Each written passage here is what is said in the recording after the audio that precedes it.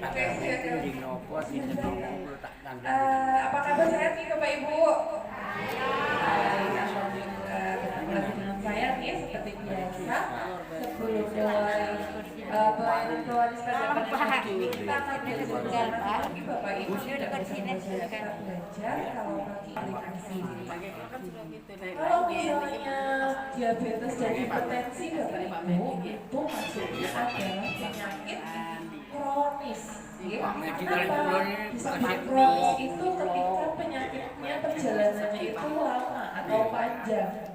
Beda kali batuk, pilek, pusing, kalau misalnya demam berdarah, demam berdarah itu sifatnya akut, jadi sakitnya hanya saat itu mawon. Beda kalau hipertensi gula darah pasti lebih dari sebulan, rata-rata penyakitnya berlangsung dalam waktu yang lama. Itu yang disebut dengan penyakit kronis. Penyakitnya terjadi dalam waktu lama. Kemudian kalau misalnya penyakit kronis itu pasti butuh penanganan berkelanjutan nih Bapak Ibu. Jadi sampai dengan saat ini belum ada yang bisa hipertensi atau darah tinggi penyakit gula itu sembuh total dengan sekali pengobatan. Sampai saat ini jarang Bapak Ibu di Indonesia maupun di luar negeri tetap sama. Ketika sakitnya gula atau hipertensi itu membutuhkan perawatan pengobatan dalam waktu yang lama. Nah, bisanya itu tanpa obat-obatan kapan Bu Dokter? Saya itu jenuh sekali minum obat. Terus betul Bapak Ibu? Itu manusiawi nih Bapak Ibu. Manusiawi karena setiap hari kita minumnya obat, betul. Itu kan membosankan, kadang lupa, kadang terlewat, dan itu manusiawi. Yang tidak manusiawi adalah ketika tidak minum obat sebulan, 2 bulan. Nah itu namanya mengabaikan diri sendiri. Kalau misalnya sehari 2 hari masih aman, nggak apa-apa insya Allah. Kalau misalnya hipertensi dan gula Bapak Ibu itu kalau terjadi di usia lebih dari 50 tahun atau 60 tahun sebenarnya bisa Bapak Ibu ubah pola hidup atau gaya hidup. Hanya saja beratnya kenapa? Karena kondisi tubuh saat 50 tahun, 60 tahun beda dengan kondisi tubuh saat usia 30 tahun, 40 tahun. Terus buat Bapak Ibu yang sudah mengalami ini, yang sudah melewati beda. Jadi kalau 30-40 tahun yang namanya batuk pilek paling sehari, 2 hari, 3 hari sembuh. Kalau sudah usia 50 tahun, 60 tahun batuk pileknya biasanya rata-rata berapa lama Bapak Ibu? Seminggu, betul, seminggu, 10 hari, bahkan sebulan Ibu. Ngomongnya ada juga Bu, Pak, yang alergi munculnya saat lansia. Jadi waktu kecil sampai besar, sampai dewasa 20 tahun muda ngoten nggih, itu enggak punya alergi nopo-nopo ngoten. Saat lansia justru muncul. Contohnya pripun Bapak Ibu? Oh, saya kok niku Bu Dokter kalau pagi sering bersin, sekarang setiap pagi sering kados watuk-watuk, tapi nanti kalau udah siang sudah mau nggak batuk-batuk sama sekali Bu Dokter. Curiganya itu alergi dingin bisa, debu bisa. Nah, kondisi itu nanti akan memperberat ketika Bapak Ibu ada sakit batuk pilek. Nah, itu lebih berat lagi kalau muncul alergi. Kemudian kalau misalnya diabetes dan hipertensi itu tidak ditangani secara tepat, maka menimbulkan berbagai macam komplikasi. Nah, ini tadi ya kita penjelasan komplikasi adalah perubahan yang tidak diinginkan dari suatu penyakit ke arah yang tidak diinginkan. Kalau diabetes, tidak bosan-bosannya saya mengingatkan adalah kondisi di mana insulin atau kunci gula darah itu tidak dapat bekerja secara normal. Kalau puasa paling boten maksimal 126, tapi lagi-lagi kembali masing-masing laboratorium. Ada yang 126, ada yang 100. Kalau Bapak Ibu yang cek dengan Prodia di sini, biasanya 100 nih batasnya itu. Kemudian kalau gula darah sewaktu maksimal 200. Bedanya apa Bapak Ibu? Gula darah sewaktu adalah gula darah yang dicek saat Bapak Ibu tidak dalam kondisi puasa atau nggak habis makan minum contohnya. Nah itu namanya gula darah sewaktu.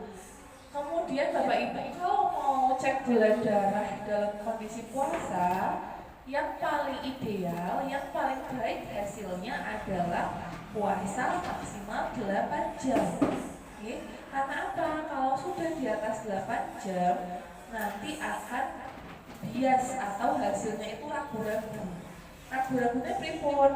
Benarkah memang tinggi karena sakitnya diabetes itu, atau tingginya itu karena kondisi Bapak Ibu kurang cairan? Karena Bapak Ibu kalau kurang cairan biasanya akan membuat darahnya itu juga tinggi. Bapak Ibu bayangkan teh manis nih, semakin gulanya ibaratnya sama 2 sendok. Kalau airnya setengah kali airnya segelas, kira-kira encer mana Bapak Ibu?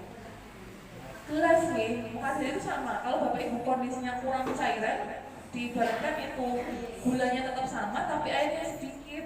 Jadi kekentalannya itu pengaruh dengan kadarnya gula darah. Terlalu manis istilahnya ngoten nih. Maka dari itu saya sarankan yang sakit gula dipuasakan 8 jam mawon. Bapak Ibu kira-kira biasanya kan kita di sini dicek jam misalnya jam 9 nih cek gula darahnya.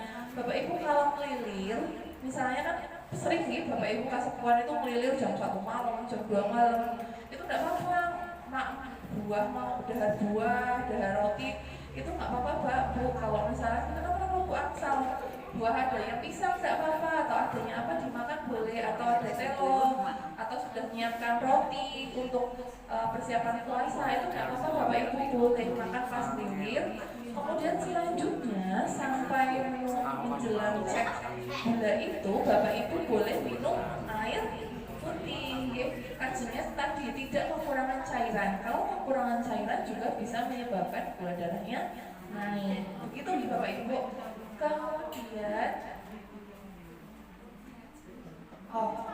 Kemudian ini terkait dengan puasa atau tidak puasa Bapak Ibu. Jadi menurut saya yang namanya BPJS itu kan Bapak Ibu mengalami sendiri syaratnya banyak sekali nggih, termasuk dengan cek gula seperti ini kalau yang penderita diabetes.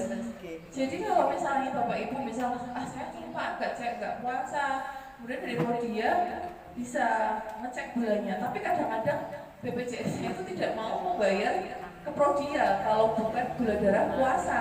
Nah itu masalahnya. Jadi sebaiknya untuk disarankan puasa. Kemudian, nah ini Bapak Ibu kondisi komplikasi diabetes mellitus. Ada yang akut atau berjalan dalam waktu cepat, ada yang kronis atau berjalan dalam waktu yang lama. Contohnya hipoglikemi. Hipoglikemi itu apa Bapak Ibu ada yang tahu? Kondisi gula darah terlalu rendah, betul. Terlalu rendah itu berapa Bu Dokter? Kalau normalnya orang dengan gula yang biasa itu paling enggak 60 Bapak Ibu. Di bawah 60, misal Bapak Ibu punya alat cek sendiri gitu nggih. Alat cek sendiri itu sebenarnya nggak terlalu mahal Bapak Ibu. Kalau Bapak Ibu penasaran gitu nggih, itu berapa nih terakhir tuh kisaran 200.000, 300.000 itu sudah dapat alat cek gula sendiri. Nah itu bisa Bapak Ibu tabungan di rumah bisa dicek. Misal kondisi-kondisi tertentu, contohnya saya kok lemes banget saya lemes banget, dicek gulanya di bawah 60. Nah itu namanya kondisi gulanya terlalu rendah atau hipoglikemi. Itu juga sering terjadi pada orang yang punya gula darah tinggi. Kalau sudah kurang gula seperti itu, apa yang segera dilakukan? Minum manis. Ini Bapak Ibu kalau misalnya dokter saya nggak punya alat cek, saya tahunya saya tubuhnya kekurangan gula itu pripun Bu Dokter. Kalau tiba-tiba beliau lemes parah, pusingnya kok teman-teman udah dibawa tidur, nggak berkurang malah makin lemes Napa melihat ada keringat dinginnya? Jangan-jangan ibu itu kekurangan gula posisinya. Misal saya lupa makan terakhir jam berapa, atau sengaja puasanya lama apalagi posisi puasa Senin Kamis, lemes sangat sampai nggak bisa buat aktivitas, keringat dingin. Salah satu tanda-tanda Bapak Ibu gulanya terlalu rendah. Monggo langsung minum teh manis Teh manis itu cara tercepat untuk mengembalikan gula darah. Kalau misalnya di perjalanan pripun Bu Dokter di mobil kan nggak bisa atus teh manis langsung gitu. Makanya dari itu saran saya Bapak Ibu untuk yang punya sakit gula itu kemana-mana di tasnya bagusnya membawa permen. Betul, banyak Bu sekarang yang sakit gula itu cepat di tasnya itu ada salah satu permen. Nah itu salah satu, itu juga gula yang cepat untuk menaikkan gula. Bisa lagi apalagi Bapak Ibu kurma, kurma juga cepat untuk menaikkan gula darah kalau dalam kondisi lemas gitu. Kemudian hiperglikemi. Nah, hiperglikemi itu artinya gula darah Bapak Ibu terlalu tinggi. Terlalu tingginya itu berapa Bu Dokter? Biasanya yang menyebabkan sampai dengan parah itu di atas 350 Bapak Ibu. Tapi ini benar-benar tergantung orangnya ya Bapak Ibu. Banyak yang di atas 400, 500 itu dalam kondisi baik-baik saja. Kan biasanya kenapa Bu Dokter kok sampai 500, 400 itu biasa saja? Karena tubuhnya itu sudah sangat sudah sangat adaptasi, sudah sangat kondisinya gula terlalu tinggi itu dia sudah terlalu biasa, sehingga menjadikan gulanya segitu tapi nggak apa-apa, nggak ada keluhan apa-apa. Beda sama orang yang gulanya biasa terkontrol, biasa normal 200, 250 untuk kadar gula darah segitu. Orang diabetes itu sudah lumayan bagus nih Bapak Ibu, terkontrolnya 200, lebih bagus lagi di bawah 200. Itu kalau sekali langsung tinggi rasanya enggak karuan Bapak Ibu. Contohnya pripun, muntah-muntah, muntah-muntah, gliyung nggak sadar, sampai nggak sadar. Nah itu curiga kalau misalnya gula darahnya itu terlalu tinggi. Tapi paling sering keluhannya itu muntah-muntah hebat kalau gula darahnya di atas 350 dan membuat komplikasi. Kemudian kalau kronis itu ada retinopati. Retinopati ini pun apa? Gangguan di penglihatan. Jadi mata kita itu ada beberapa kondisi yang bisa menyebabkan buram Bapak Ibu, terutama di usia 40 tahun. Satu, orang yang di atas usia 40 tahun otomatis penglihatannya akan berkurang. Makanya kadang-kadang untuk baca agak dijauhkan. Terus nih Bapak Ibu, kadang-kadang kalau baca harus jauh. Nah, itu memang secara alami Bapak Ibu, secara alami mata kita akan mengalami penurunan fungsi di atas 40 tahun. Melihatnya agak lebih jauh. Kedua, di atas 50 tahun resiko katarak itu tinggi. Sebenarnya penyebab katarak itu apa tuh Bu Dokter? Tidak diketahui secara pasti Bapak Ibu. Yang paling pasti adalah usia. Tapi apakah semua orang tua itu pasti katarak? Betul. Jadi bisa juga genetik atau keturunan selain dari usia. Nah itu. Yang ketiga baru ini penyakit kronis Bapak Ibu. Bapak Ibu punya gula, punya tensi. Seringkali yang pertama kali ada komplikasi itu meninggalnya.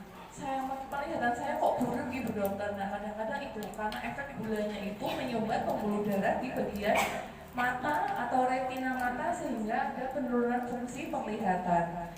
Neuropati ini yang juga yang sering bikin Bapak Ibu yang sakit gula atau tensi tinggi salah paham dengan asam urat atau kolesterol. Ini kemarin Mbak yang dicek darah lengkap ya? Nah, nanti Bapak Ibu bisa diperiksa nih hasil cek kemarin ya. Kemarin kan diambil darahnya banyak ya, sama dicek urinnya atau pipisnya. Itu untuk melihat kolesterol dan fungsi ginjalnya Bapak Ibu. Kalau misalnya Bapak Ibu kolesterolnya bagus, semuanya bagus, kolesterol nomor kok masih pegel, masih sering dingin, sering kesemutan, itu berarti penyebabnya bukan kolesterol. Kadang-kadang kasihan asam urat dan kolesterol Bapak Ibu nggak salah apa-apa tapi sering disalahkan. Bu Dokter mau cek kolesterol, Bu Dokter mau cek asam urat pegel-pegel.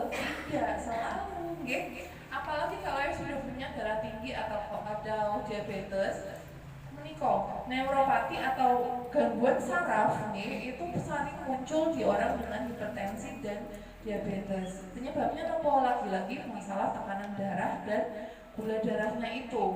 Kalau misalnya hasilnya kolesterolnya bagus, tetap sering kesemutan, bisa jadi memang sudah ada komplikasi gangguan sarafnya. Baiknya gimana Bu Dokter? Kesemutan itu juga sering disebabkan karena kekurangan vitamin B kompleks nih Bapak Ibu. B kompleks itu bisa dari makanan, bisa dari vitamin yang minum langsung. Bisa Bapak Ibu kalau kesemutan itu minum vitamin B kompleks. Nah rata-rata hasilnya bagus. Oke, kalau vitamin B kompleks atau minimal B12. Kemudian ada nefropati atau gangguan ginjal. Gangguan ginjal biasanya kalau dikomplikasi itu perjalanan paling terakhir Bapak Ibu.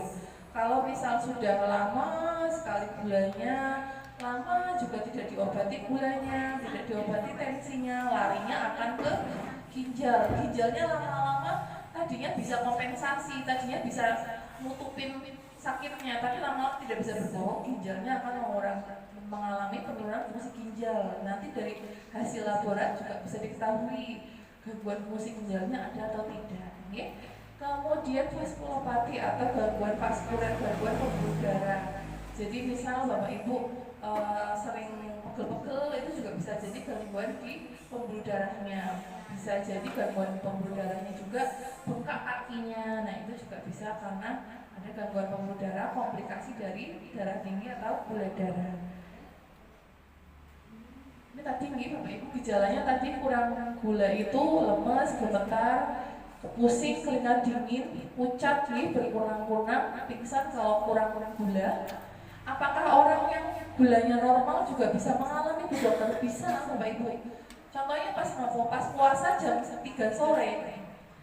Pas puasa jam 4 sore, nah itu jam puncak gula darahnya itu rendah, itu makanya kliang. Nah itu kalau misalnya mau menunggu waktu berbuka memang harus caranya diistirahatkan karena biar gulanya itu nggak dibakar terus buat jadi energi. Okay? Kemudian nah ini bisa permen, bisa teh teh manis maksudnya, atau jus buah juga boleh. Kemudian nanti bisa dicek ulang gulanya. Terus hiperglikemi tadi nih Bapak Ibu atau gula darahnya terlalu tinggi, itu sering merasa mual muntah, nyeri perut, pusing, haus atau kulit kering gitu. Ini kalau komplikasinya lebih besar sih Bapak Ibu, bisa juga untuk stroke atau otak. Itu memang paling banyak di Bapak Ibu. Di Gilimanuk juga penyakit stroke masih menduduki 10 penyakit terbanyak di puskesmas untuk stroke, apalagi kalau rujukan ke polisaraf itu juga menempati ranking 1 penyebabnya stroke itu paling sering memang karena tensi tinggi yang tidak terkontrol. Tensi tinggi tidak diobati secara rutin, maka pembuluh darah otak yang kena. Apalagi kalau orangnya itu sering stres, nih Bapak Ibu, sering banyak pikiran, sering kerjanya itu diforsir, kurang istirahat, padahal tensinya tinggi tapi nggak mau diobati. Nah itu resiko terkena stroke-nya lebih tinggi.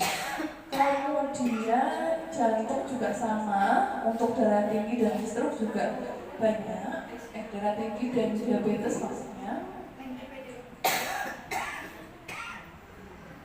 Nah, kalau hipertensi kurang lebih sama nih Bapak Ibu. Jadi hipertensi dan gula darah tinggi itu kurang lebih komplikasinya sama Bapak Ibu. Sama-sama ke pembuluh darah. Bedanya kalau gula darah itu memang lebih banyak. Tadi contohnya bisa kekurangan gula, bisa kelebihan gula. Kalau hipertensi sama, resikonya komplikasinya stroke, penyakit jantung. Terus di mata juga bisa menjadikan tadi pembuluh darah mata berkurang, kemudian gagal ginjal dan pecah pembuluh darah. Ini Bapak Ibu sama, kalau di hipertensi, nah itu Bapak Ibu selain tadi gangguan saraf, juga yang di pojok paling ujung itu adalah penyakit pembuluh darah tepi, banyak di kaki. Jadi sama Bapak Ibu, kalau misalnya tensinya tinggi itu kan Bapak Ibu ibaratkan selangnya sudah lama apa Bu? Berkerak berkerak ya, berkerak kan otomatis lubangnya semakin kecil, padahal keraknya tekanannya sama, otomatis jadi boten lancar ya. Nah, pembuluh darah yang tensinya tinggi kurang lebih mirip seperti itu. Aliran darahnya kurang lancar, bikin penyakit pembuluh darah tepi. Keluhannya apa Bu Dokter? Pegel, kaki kadang-kadang bengkak, ya. Bu Dokter, bedanya sebenarnya kaki bengkak itu karena tensi atau karena radang sendi nopo Bu Dokter contohnya? Kalau kaki bengkak dua-duanya, curiganya itu dari tensi, dari jantung seperti itu, yang harus dicek ulang gitu. Tapi kalau misalnya sakitnya yang bengkak namun sebelah, jangan-jangan Bapak Ibu habis makan daging merah yang terlalu banyak, lemak yang makanan yang berlemak terlalu banyak, bikin asam uratnya tinggi, kolesterolnya tinggi. Nah itu bikin bengkak kakinya sebelah mawon. Tapi kalau misalnya bengkak dua-duanya, coba Bapak Ibu tensi atau coba Bapak Ibu dinaikkan kakinya, jangan-jangan di situ ada masalahnya pembuluh darah. Itu Bapak Ibu. Kemudian ini hindarikan hipertensi dengan patuh. Yang pertama, periksa kesehatan secara rutin dan ikuti anjuran dokter. Bapak Ibu, sebelumnya kadang-kadang kita tegas nih Bapak Ibu, kalau misalnya sudah tidak ikut prolanis 3 bulan, 4 bulan, 2 bulan saja kita sudah tanda tanya. Karena apa? Dalam sebulan itu ada berapa hari Bapak Ibu? 10 hari, prolanis itu kegiatannya dalam 1 bulan berapa hari Bapak Ibu? Kali, kalau misalnya tidak disempatkan kan eman-eman Bapak Ibu. Dalam sebulan itu ada 30 hari, tapi Bapak Ibu kalau menyisihkan 1 hari saja berat, itu berarti Bapak Ibu tidak sayang sama badannya, Jadi kesehatan itu mahal ketika Bapak Ibu sakit. Tapi kalau Bapak Ibu sudah sakit, sudah sehat, kadang-kadang suka nanti aja lah, nanti aja, lebih penting itu sawah. Lebih penting paling saya Bu Dokter gitu. Padahal insya Allah kalau misalnya seperti tadi mulainya pagi, selesainya insya Allah lebih awal Bapak Ibu, nggak sampai siang sekali sudah selesai. Maksud saya seperti itu. Kadang-kadang orang yang nikmat sehatnya itu banyak melupakan saat kondisi sehatnya itu harusnya dikontrol secara rutin. Maksud saya, kalau memang sudah ada waktu kontrolnya, dikontrol, ampun menyepelekan. Apalagi sekarang BPJS itu semakin ketat nih Bapak Ibu. Kalau Bapak Ibu pirsa berita, contohnya BPJS-nya minus, BPJS-nya kekurangan dana, nah itu memang semakin ketat. Akhirnya sampai tingkat puskesmas pun jadi semakin ketat akhirnya. Jadi kalau Bapak Ibu kalau nggak periksa tanggal ini, ya sudah nggak dapat obat, teman obatnya dikembalikan, istilahnya mata sama BPJS tidak di-drop di sini lagi obatnya. Nah, maka itu kita juga menyesuaikan dengan BPJS-nya. Kemudian kalau misalnya 1 bulan sekali itu Bapak Ibu, kenapa sih Bu Dokter 1 bulan sekali, nggak sih 2 bulan sekali atau 3 bulan sekali? Karena 1 bulan itu adalah kondisi yang ideal untuk dicek kembali kesehatannya Bapak Ibu kalau dalam kondisi baik. Beda kalau habis rawat inap, beda kalau Bapak Ibu habis mondok. Nah itu diceknya lagi 1 minggu, 2 minggu lagi. Tapi kalau Bapak Ibu dalam kondisi baik, cukup 1 bulan sekali. Kemudian kalau misalnya hasil lab Bapak Ibu, kalau hasil labnya Bapak Ibu bagus, kolesterol gitu, gula bagus, terus cukup setengah tahun sekali Bapak Ibu, atau bahkan 1 tahun sekali untuk gula darah itu sudah cukup untuk dites ulang. Beda kalau misalnya Bapak Ibu kagungan tadi gula darah, nah itu dicek berkala gula darahnya untuk memantau. Tapi kalau hanya ingin tahu saja Bu Dokter, itu sebenarnya cukup Bu Pak, 6 bulan sekali untuk cek berkala, 1 tahun sekali untuk cek berkala, itu tidak terlambat. Kemudian atasi penyakit dengan pengobatan yang tepat dan teratur. Sering Bapak Ibu saya menemui pasien, keluhannya pusing, tensinya tinggi Bu Dokter, tapi setelah dicek di rekam medis kita, Ternyata kunjungan yang pertama setelah kita tanyakan, ibu tensinya tinggi. Nah, udah berapa lama? Dari COVID ya? Dari COVID Bu Dokter 5 tahun gitu. COVID kan sudah 5 tahun yang lalu gitu Pak Bu. Dari 5 tahun kemana aja Bu? Puskesmasnya buka kok dari 5 tahun yang lalu. Obati alternatif Bu Dokter. Nah, itu kan gitu. Boleh Bapak Ibu, maksud saya boleh Bapak Ibu mau usahakan namanya ikhtiar nih Bapak Ibu. Ikhtiar itu boleh medis, boleh non medis, tapi sebaiknya seimbang, jangan berat sebelah toh. Jadi jangan mengutamakan salah satu, yang satunya bukan sah, maka jangan, lebih baik dua-duanya dan kemudian dievaluasi aman atau menunjukkan ke arah yang bagus, dilanjutkan nggak apa-apa. Tapi kalau misalnya 5 tahun, ini Bapak Ibu dipertahankan terus kayak ke puskesmas minta sekali periksa langsung sembuh. Ya Allah Bu, saya bukan tukang sihir. Saya bukan simsalabim ini sama Pak Dokter, bukan simsalabim sembuh. Jangan, itu adalah kuasa Gusti Allah. Ini kadang-kadang kami dokter, perawat, bidan itu kepanjangan tangan untuk membantu kesehatan, bukan langsung sembuh. Simsalabim itu Bapak Ibu, kita membantu untuk perpanjangan tangan Gusti Allah, diusahakan agar kesehatannya itu bagus, pemeliharaan kesehatannya kondisinya baik gitu. Tapi kalau minta simsalabim sembuh, aduh saya tak mudah. Sakit langsung sembuh, harus berjalan bertahap. Karena Bapak Ibu tidak sakit gula dan hipertensi, nggak mungkin Bapak Ibu baru sakit seminggu yang lalu. Itu nggak mungkin, pasti udah dari lama. Kemudian ada lagi tetap diet dengan gizi seimbang. Nah Bapak Ibu di sini mesti kadang ada yang sudah sembuh jadinya nggak mau makan amis-amis, Bu Dokter leres boten. Mesti ada atau sampai sekarang masih yang nggak mau makan daging, nggak mau makan ayam, telur mawon seminggu sepindah. Karena apa? Bukan karena nggak ada Bapak Ibu, karena takut, takut kolesterolnya tinggi, takut asam uratnya tinggi. Nah kalau sehari makan sekilo, kolesterolnya tinggi.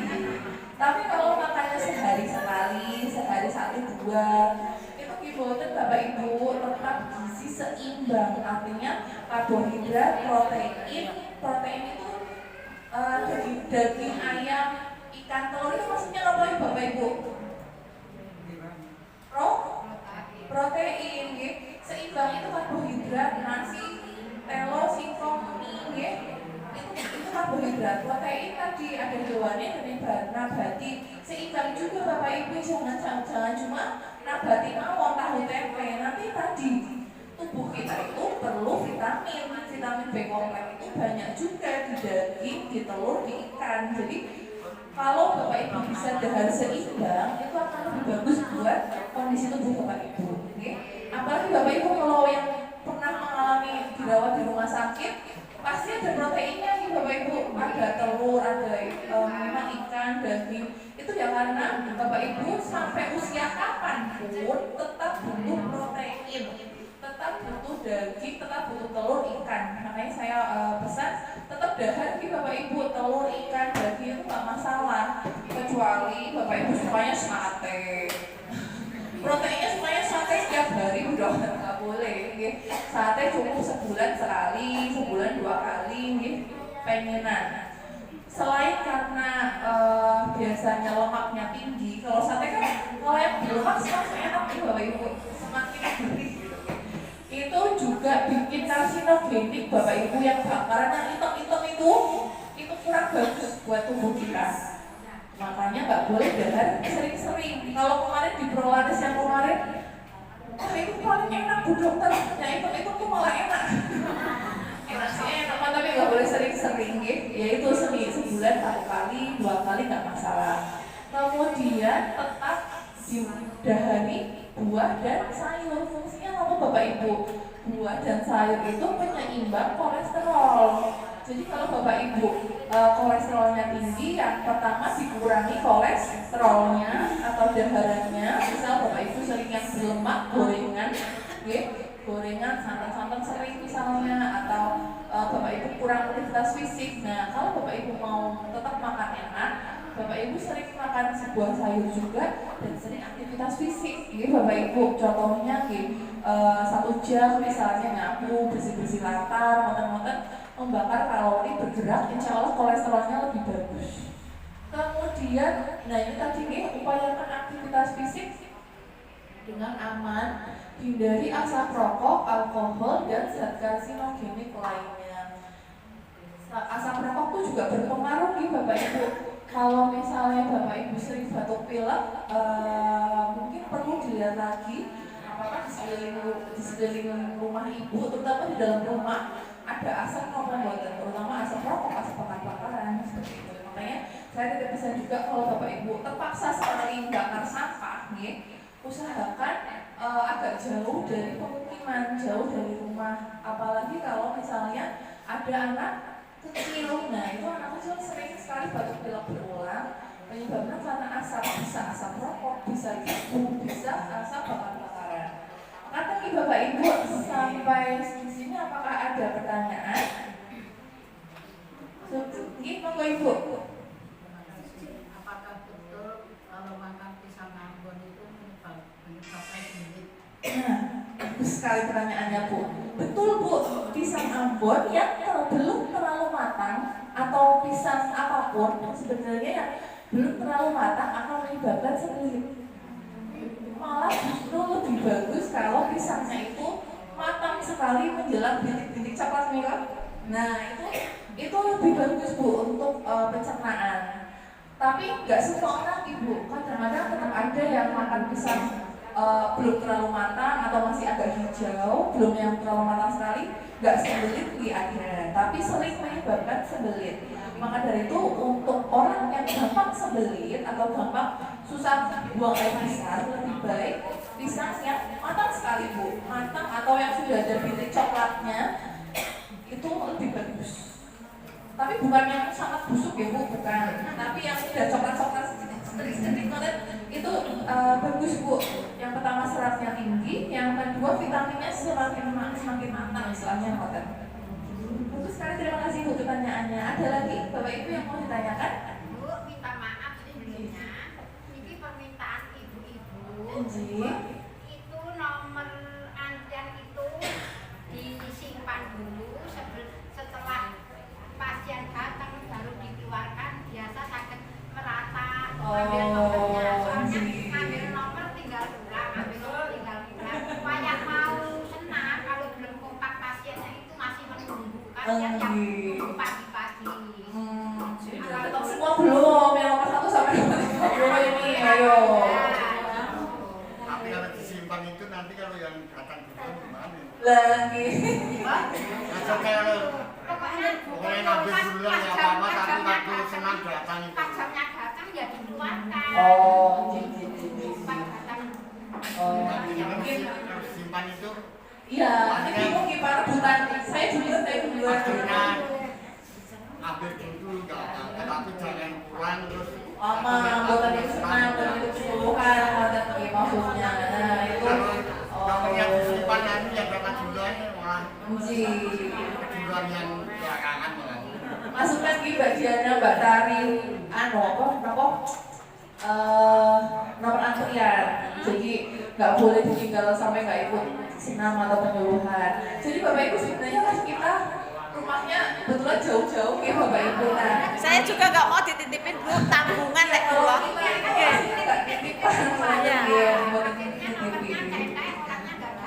Nggih. Iya. Nomornya memang biasanya kita dibantu oleh petugas kebersihan gitu, disiapkan ruangan dan disiapkan nomor. Nah, mungkin untuk selanjutnya kita itu ya Bu bisa mengingatkan di WhatsApp group, sama kalau misalnya nomornya sudah terlalu jauh itu akan kita akhirkan mawon nih. Maksudnya nggak usah potong antrian yang lain, diterakhirkan mawon karena dia nggak ikut senam sama penyuluhan. Iya, nek. Iya, kalau nomornya itu kemarin kan ada nomornya dititipkan GG baru datang.